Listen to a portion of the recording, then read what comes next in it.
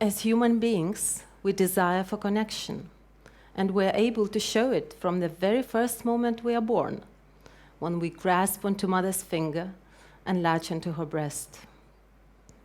We need others, and this inborn need is manifested in our first reflexes.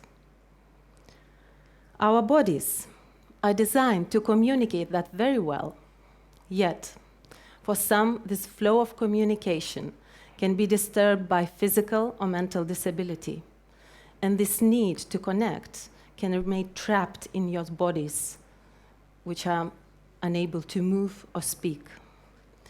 Despite that, this need to connect with another human being is present in every body of every age, every shape, and every ability. Now, I would like to ask you to participate in a little interaction. All you need, just follow my words. So sit comfortably and bring your awareness to your bodies. Feel the support of your chair. And just for a few moments, close your eyes, please. Place your feet on the floor and rest your arms comfortably on your legs or the chair. Notice your breathing. Don't try to control it, just notice. And imagine that your body is really heavy. It weighs a ton. You can't move it. It's paralyzed. Your tongue as well. You are aware of other people sitting around you, but you can't turn towards them, nor can you say a word.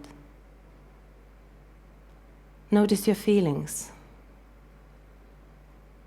Are you isolated, imprisoned, scared, helpless? Okay, thank you. Now slowly open your eyes and move your head slowly, and your shoulders, and your arms, and touch your legs, and stand up, please, and have a good stretch if you missed one this morning, and enjoy that you have your able, beautiful, and strong bodies, and you are able to connect to others. So turn to your neighbors and give a handshake. From what I understood, you already know each other well. And a smile. Yes, thank you so much. Can you feel the contrast? I can.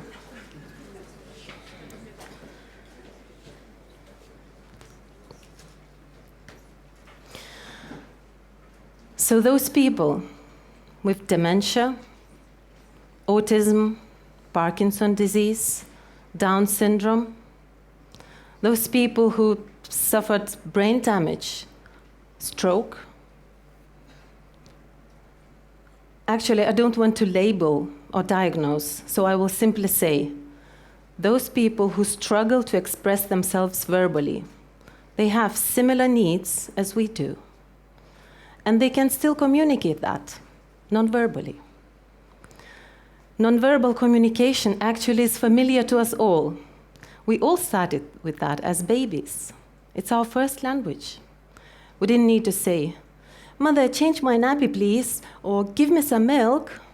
No, we communicated without words, and we were understood. Because we had someone looking at us closely, watching our face and body, touching us. Yes, mother is very well attuned to her baby. So those people who have difficulties with their verbal expression, they need someone too who would look at them, read their face and body language, and accept them unconditionally. They need someone who would be able to understand that nonverbal communication to enable the connection. There are different versions of communication. Music, art, drama are some of those. I had a chance to learn one of the unconventional methods of communication, a language of dance and movement. As a trainee dance movement therapist, I practiced within groups with people with learning difficulties, including a variety of mental and physical disabilities, which again, I don't want to label. It didn't matter at the end of the day. At the beginning, yes, I was really shocked when in one space I saw so many different shades and forms of what makes a human being. But amazingly, in just a few sessions, all those differences disappeared. The form didn't matter. Only the communication and connection with another human being was really important. I can still vividly remember a middle-aged man who suffered a severe brain damage in an accident. He remained fully paralyzed and nonverbal. But he had so much expression in his eyes that you could read his entire painful story there. And just eye contact and gentle touch was enough to connect with him. I can also remember a teenager boy with cerebral palsy. When he was performing in the middle of the hall, he was freed from the wheelchair and lifted high by a couple of strong carers.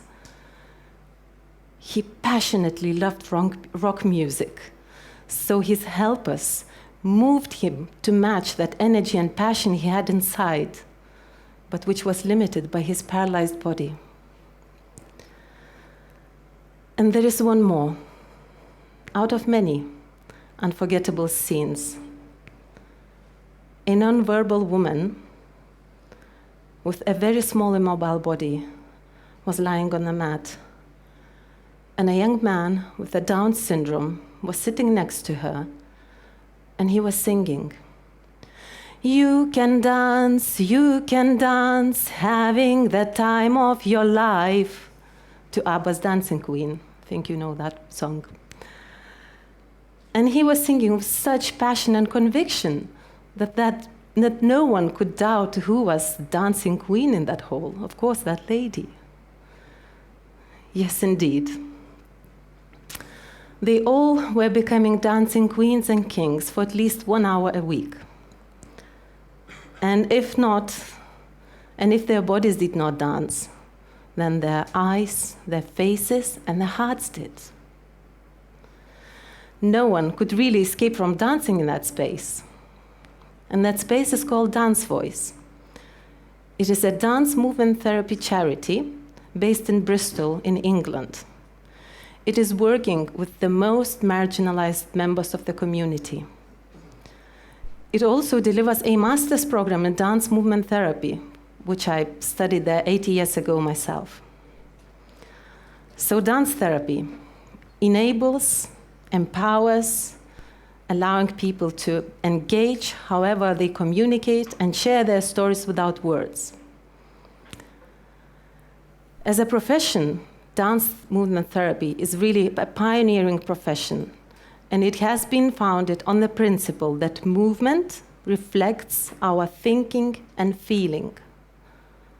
It is suited to all ages and absolutely all abilities. We could all benefit from it, because we tend to live in our heads these days, and we tend to forget that we have bodies. But actually, our bodies are containers of good information, and we can get very useful insights when we allow our bodies to speak. But even those who can't physically move can benefit from dance. Paradoxically, we can actually dance for others. As the newest research in neuroscience claims, when we watch others dancing, our mirror neurons activate in our brain as if we dance ourselves. However, it's not always straightforward and easy.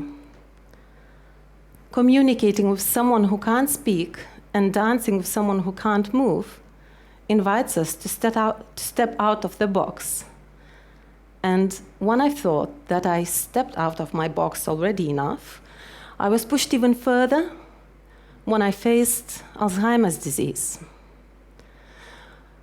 I started my independent practice and met my client, an old lady who had Alzheimer's disease. Oh, it was a power struggle straight from the beginning, with great tension, as a little bit like Spanish paso-doble dance. I thought therapy can improve, expand, and ease things somehow. And despite my effort, the body of that little old lady, week after week, kept shrinking, closing down, and she was becoming fragmented and disconnected. Every week, she would greet me with words, "Who are you?" And I saw her lifeline going downhill, which inevitably clashed with my assumptions of therapy, the line which is meant to go up. And I discovered myself right in the middle, stuck in that intersection, which was confusing and disempowering. Quite a few months passed, and during one session with my therapist, an insightful moment happened, and I actually discovered the solution to this insolvable problem. I realized that the line is actually made of many dots. So I didn't need to think which direction it takes anymore, up or down. It didn't matter. My task was to concentrate on a single dot, which meant that I had to be with that old lady, now and here, in a present moment. Just being, not even dancing. So my dance with Alzheimer's disease transformed from Spanish paso-doble to tango. And I learned that I have to leave my assumptions behind where the next step will take me, that I have to just close my eyes, trust and follow. And when I finally dared to accept the lead of Alzheimer's disease, I witnessed the most powerful dance. That dance which kept shrinking until it became a tiny spark in the eyes of my little old lady. I saw that spark, and it gave me hope and belief that it is always worth waiting for this kind of dance too.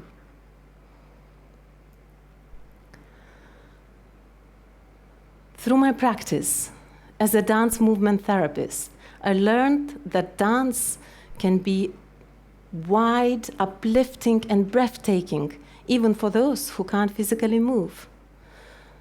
I learned that dance can be really challenging and painful to witness. And those people taught me that no matter how disabled, they can be still creative, they can still be able to express themselves, and they can give to me. So I would say that dance therapy is something that pushes boundaries and breaks the walls of the box called I Can Dance. It breaks those borders and builds the bridges which help to connect to others and to your own self. And I have a dream that one day dance therapy will widely reach all of us. And especially it will reach those who are in need, who are in orphanages, prisons, hospitals, addiction recovery centers, elderly homes. I believe we are on the way. Thank you.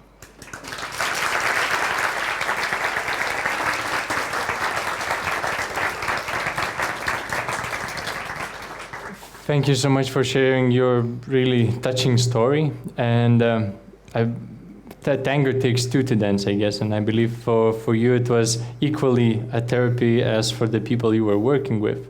And many of us, I would say, you know, we have way less logical excuses not to dance, not to move. But how come we still find those excuses to avoid, you know, movement and enjoying ourselves? How can we find those excuses? How can we stop finding those excuses? How could we all start, you know, moving more and enjoying more? It's really simple. Again, when we watch children, they are so natural in their bodies. So what I could suggest you, just instead of, you know, exercise or something, put the music on and discover your feet, your knees, your hips, your Maybe elbows, let's do it right your now. shoulders, Come on, your let's heads. Yeah, stand up a little bit. Come on. We need now more uplifting Do we have music. any music? Maybe not, but let's discover. So, okay, let's start from the feet. And feel your feet, feel all your bones if you can. If you want, take your shoes off. I would like actually to do that. Feel that the floor, the ground is actually always there. And if you feel that it's slipping, it's not true. It's always there if you concentrate. And your knees, your lovely knees, we need to love them because they can cause some pain when we're older. And our hips, our sensual and beautiful part of our body. So let all those parts move together and join in some more.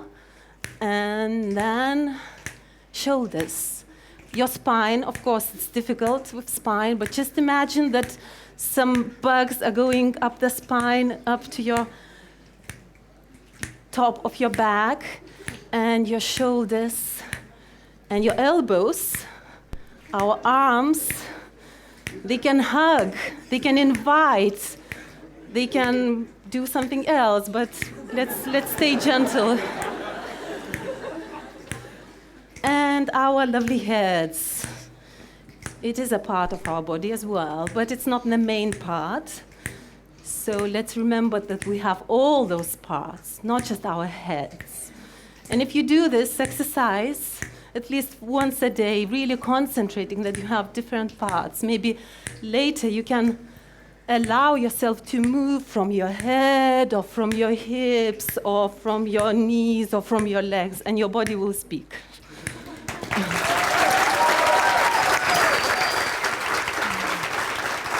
Thank you so much.